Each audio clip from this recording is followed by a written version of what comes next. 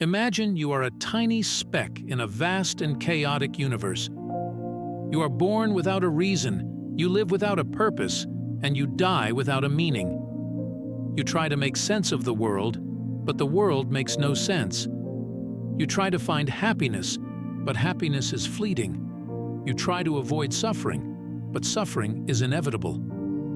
This is the absurdity of life.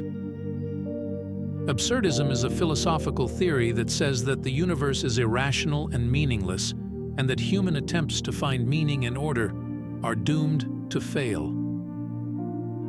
Absurdism is based on the observation that there is a conflict between human desire for meaning and the world's lack of meaning. The absurd is the feeling of being lost and confused in a world that makes no sense. It is the feeling of being a stranger in your own life. It is the feeling of being trapped in a meaningless cycle of actions and events. It is the feeling of being powerless and hopeless in the face of a cruel and indifferent fate.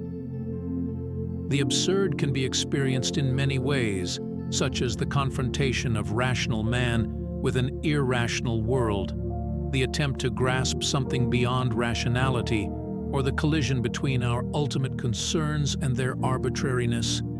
The absurd can be triggered by anything, such as a personal crisis, a tragic event, a philosophical reflection, or a simple observation of the world. If you think about it, we all wake up hoping for a better tomorrow, but every day we get closer to death, our worst enemy. People are blind to the fact that they will die. The world is not what we think it is. It is alien, weird, and cruel. We can never know the truth or make sense of the world. Science and logic are just stories that end in nothing, in words. This is the absurd situation, and when we see how absurd everything is, we become obsessed, the most miserable of all. The absurd is not in the world or in our minds, though.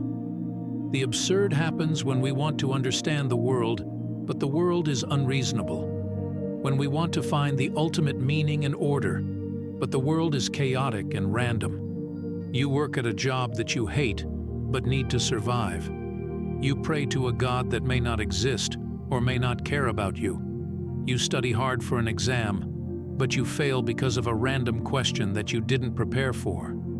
You fall in love with someone who seems perfect for you, but they cheat on you or break up with you for no reason. You try to be healthy and fit, but you get sick or injured by something out of your control. You donate money to a charity, hoping to make a difference, but you find out that the charity is corrupt or ineffective. This is absurdity, something that cannot be avoided or solved. It is a fundamental part of human existence. It is the result of our awareness of our own mortality and our freedom to choose. It is the price we pay for being conscious and intelligent beings. So how can we deal with the absurd? How can we live with the absurdity of life? There are many possible responses to the absurd, such as suicide, religion, rebellion, irony, ignorance, or acceptance. But none of them can truly resolve the absurd. They can only cope with it. Some of them may be more coherent or satisfying than others, but none of them can give us the meaning that we crave. So then, is there a way to find joy in the absurd?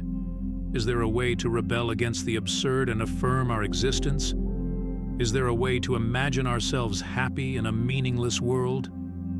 This is what Albert Camus tries to teach us in the myth of Sisyphus. Sisyphus was a king who was condemned by the gods to roll a boulder stone up a hill for eternity, only to watch it roll down again. He was the embodiment of the absurd hero who defied the gods and embraced his fate. He found meaning in his struggle and happiness in his freedom. He was the master of his own destiny and the creator of his own values.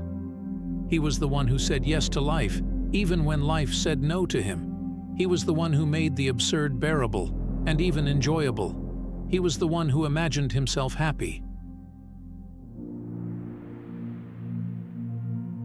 Let's now assume that you would like to escape absurdity, but you are held back by religion. Can religion and absurdity coexist? And is suicide the best escape? By its nature, suicide is the most radical and definitive way to end the absurd.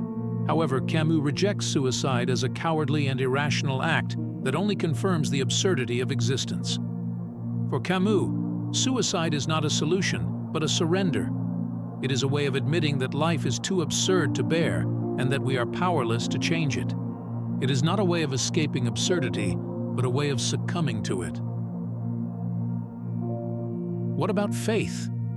Faith is the way of believing in a transcendent or spiritual being that gives meaning and purpose to life.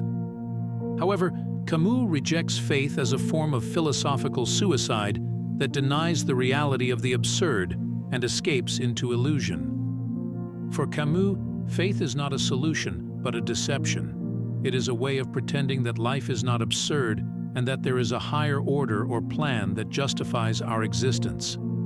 So the only way remains acceptance. Acceptance is the way of embracing the absurd without hope or resignation. It is the way of living fully and passionately in the present moment without expecting anything from the future or the past. It is the way of creating your own meaning and values in a meaningless and valueless world. It is the way of being an absurd hero, like Sisyphus, who finds happiness in his futile struggle. But still, can religion and absurdity coexist? Well, that depends on how you define religion and absurdity. Some religions, such as Christianity, Islam, or Judaism, claim to have the absolute truth and the ultimate answer to the meaning of life. These religions are incompatible with absurdity because they deny the contradiction between human reason and the unreasonable world. Other religions, such as Buddhism, Taoism, or Hinduism, do not claim to have the final truth, but rather offer a way of life that helps one cope with the suffering and uncertainty of existence. These religions are more compatible with absurdity because they acknowledge the limitations of human knowledge and the mystery of reality. However, there is another kind of religion that is even more compatible with absurdity: the parody religion. A parody religion is a religion that mocks or satirizes the beliefs and practices of other religions, often using humor and irony. Please note that this is subjective. A parody religion does not take itself seriously, but rather exposes the absurdity of all religions. One example of religion is the Church of the Flying Spaghetti Monster, or Pastafarianism. Pastafarians are followers of the Flying Spaghetti Monster, a mythical creature that they regard as the creator of the universe. They celebrate his noodly appendage, enjoy beer volcanoes, and serve in government and military. Free from religion, social pressure, and making the best out of themselves without a predefined purpose. Life is absurd, but we can choose how to deal with it. We can end it, deny it, or accept it. We can also laugh at it and make fun of it. We can be absurd heroes who find joy in the absurd. We can be Pastafarians who worship the flying spaghetti monster.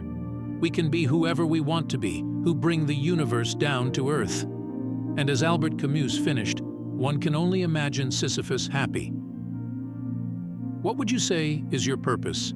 Do you think life is meaningless? Would you want to join a community of curious and creative thinkers? Then subscribe to the channel and join us in this journey of curiosity and absurdity.